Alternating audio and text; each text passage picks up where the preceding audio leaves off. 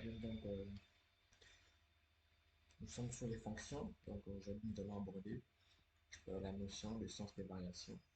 Ok, donc ici, dans cette vidéo, nous allons voir comment étudier le sens de variation d'une fonction. Donc pour savoir si elle est croissante ou elle est décroissante ou si la fonction est constante. Ok, donc, donc soit f, donc je vais désigner une fonction. Donc, ok, soit f.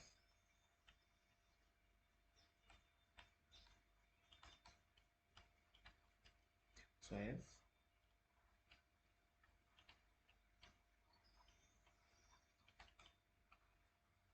une fonction, ok, définie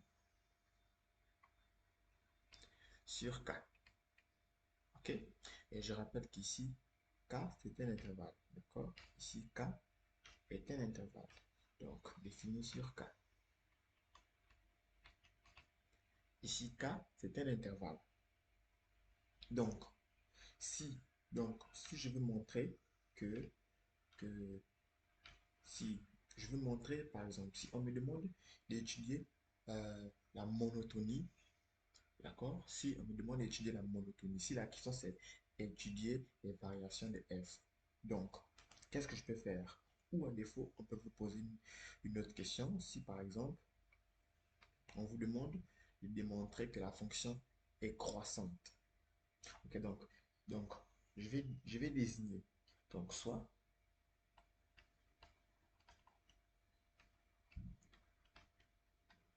A et B, ok? A et B,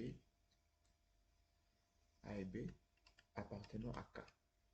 Donc, A et B sont des éléments de K. Donc, A et B appartiennent à l'intervalle K. Ok? En fait, ne vous laissez pas intimider par le cas, par le 2 ici. C'est pour dire que j'ai pris deux éléments dans K. Ok? Donc, je précise tel que A soit inférieur à B. A est inférieur à B. Donc, si on a au départ A inférieur à B, et par la suite, nous avons f de A inférieur à f de B, alors ça veut dire que f est strictement,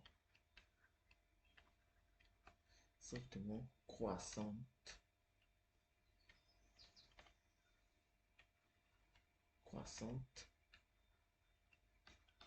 sur K. D'accord? Donc, je vais essayer de prendre un exemple. Admettons que nous ayons, voilà, nous avons un repère. Ok, on va ici, donc, ok, et nous avons une fonction qui fait ça, par exemple. J'appelle ça CF. Donc, cette, donc, si je prends ici un nombre réel A, donc si je prends ici A et B, on a bien A inférieur à B, ok? Ici c'est 0. Donc on a bel et bien A inférieur à B. Donc ici, moi je vais décrire que f de A est inférieur à f de B. Donc si on cherche l'image de A, c'est comme ça. D'accord?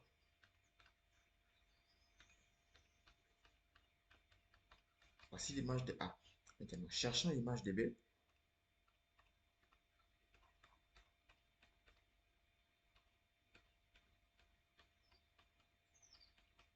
Donc ici nous avons f de A et ici nous avons f de B.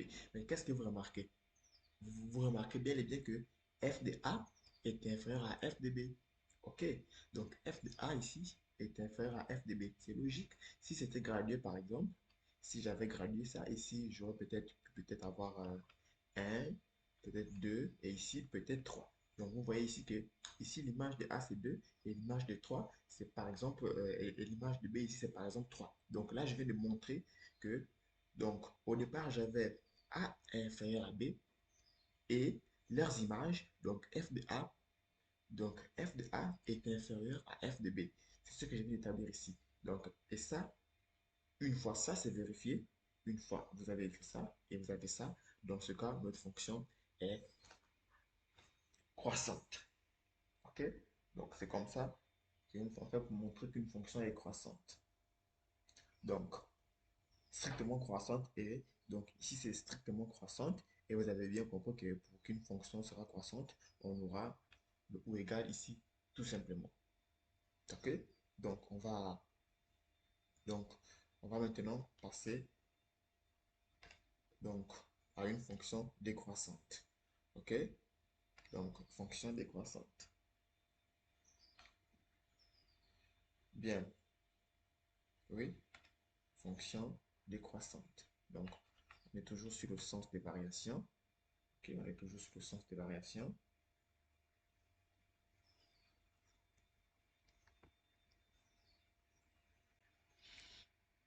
OK, donc, ici, nous venons de montrer, donc ici, nous avons vu comment est-ce qu'on peut montrer qu'une fonction était croissante. D'accord? Donc, nous avons vu comment montrer qu'une fonction était croissante. Et maintenant, ici, nous allons montrer qu'une fonction, voir comment prouver qu'une fonction est décroissante. Donc, là encore, nous avons donc là encore, nous avons f, une fonction. OK? F, une fonction. Je vais encore fixer. OK? Donc, je vais encore fixer. Donc, soit, cette fois-ci, je vais changer. Soit,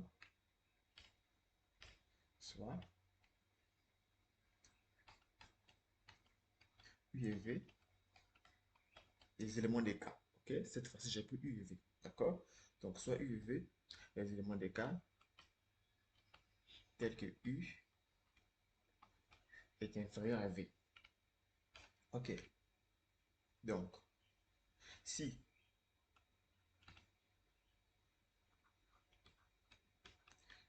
donc, si A est inférieur à B, et alors on obtient ça, f de A supérieur à f de B, d'accord? F de A supérieur à f de B, alors f est strictement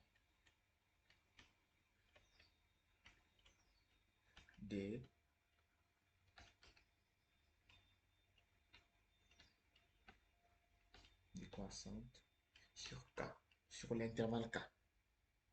OK?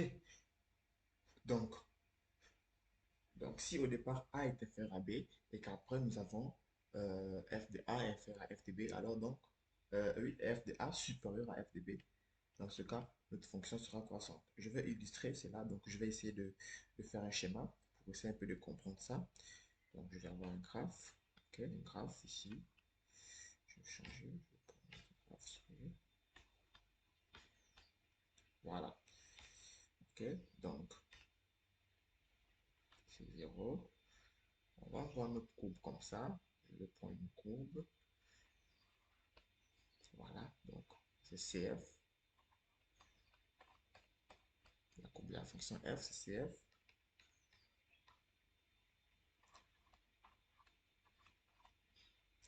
CF, OK. A, B.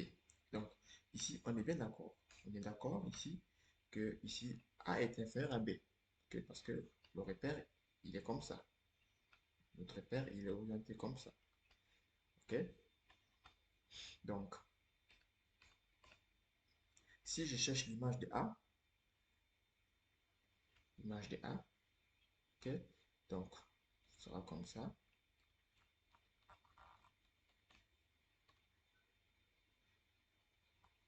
Je vais un peu arranger ma courbe.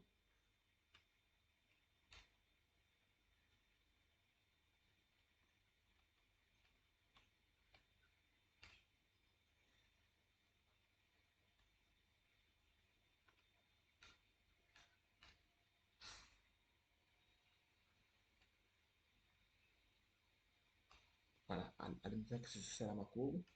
OK? Donc, si je cherche l'image de A, donc, voici f de A. Maintenant, je vais chercher l'image de B.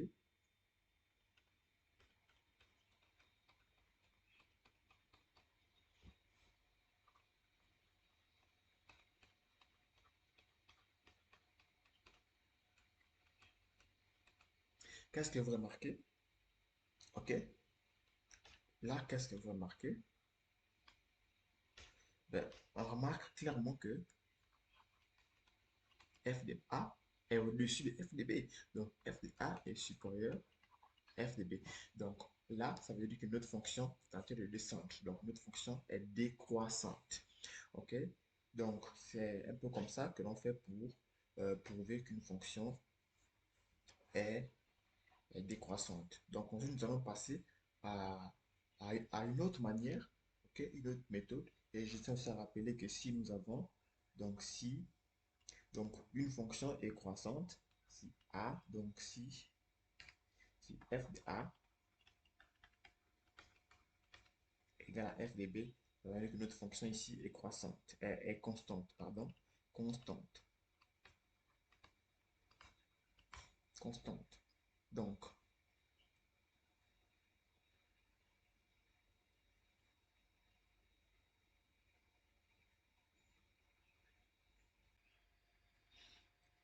nous allons ensuite voir une autre méthode pour montrer que les fonctions sont constantes.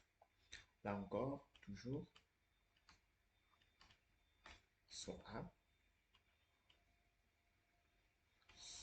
A et B, ok, soit A et B, soit A et B, des éléments de K, ok. Si f de A moins f de B sur A moins B, si ça c'est supérieur à 0, alors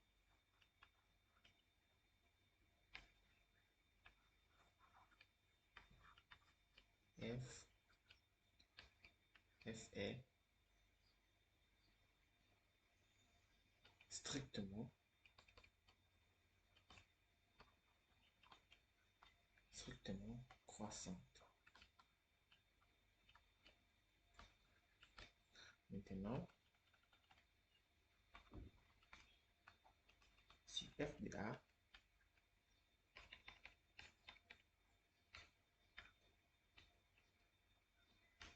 si f de A moins f de B sur A moins B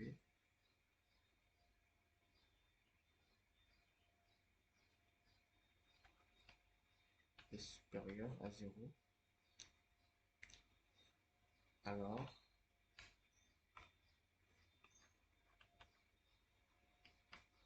f est strictement